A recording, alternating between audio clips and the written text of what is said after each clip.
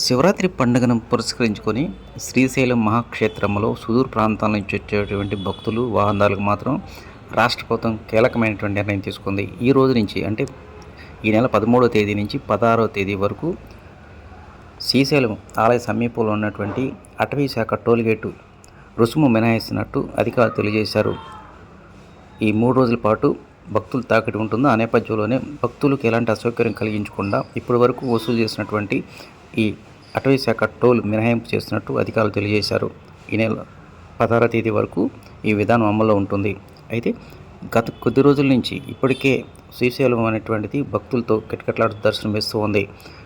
భక్తులకు ఎలాంటి ఇబ్బందులు లేకుండా అన్ని ఏర్పాట్లు చేసినట్టు ఆలయ అధికారులు తెలియజేశారు.